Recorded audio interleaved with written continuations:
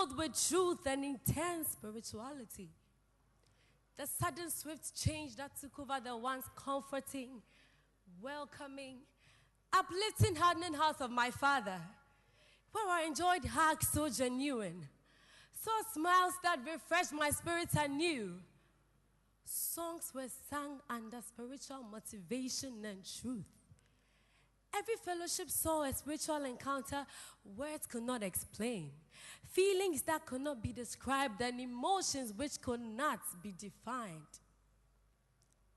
But now, I don't know what has happened to this in-depth spiritual interaction and spirit-filled, moral-based physical manifestations which portrayed love only. I feel so cold. So cold I want to pull over a sweater or a cardigan because the artificial nails are long piercing. The elongated wigs are distracting. The lipsticks are screaming. We are filling the pews and collection bowls while vessels of honor are losing their honor.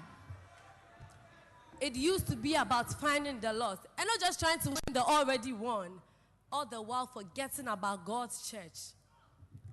It used to be about finding the lost and redirecting them to the right direction. Sorry, Christ's direction, because right just isn't right anymore.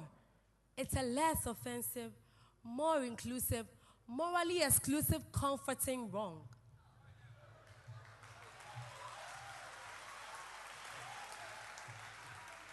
It used to be about warmly nurturing the newly born with spirit-filled truth instead of sugar-coated lies. But everything has grown so cold now.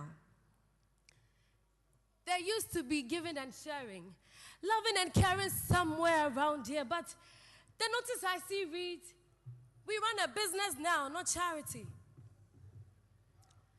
It used to be welfare, but just a few are getting well fed. Christianity is no longer a warfare. It's become a tolerance fair.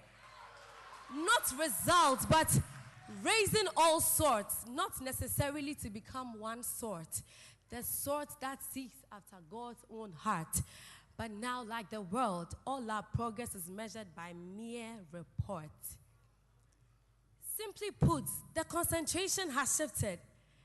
I don't know if you have seen it for yourself, but the end seems nearer now than ever. And the love of many has indeed waxed cold. The church has become one big cold store. See, I know that you know that one day when our breaths are taken, our mortal remains will be kept for a while in a human cold store. Even then, our spirits shall enjoy comfort in the bosom of our Maker. But hey, it is not yet time for that. So for now, I need not feel cold in a place I shouldn't. I am not saying looking good to the Father's house is wrong. Not at all. Please, don't get me wrong. But don't cause a stare which would probably take someone off a concentrated worship. Or wear heels so high, whose talking can cause a minute or so break of fellowship just because you came in the middle of the sermon. Or one that prevents you from standing during the praise session. Don't wear a dress you feel uneasy without pulling. Come to church with a beautiful dress, but one that is not an idol. Come with a smile. I mean a real one. Come with warmth, not only for those you know, but for all. Everyone has a soul. A soul is a soul. A personality accountable to God. So let the house of God be a place of warmth and not a cold store. For the people in it should be warm as wool.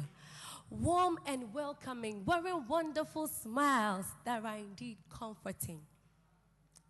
And not as cold as the kotoje. You find lion's tail in the cold store.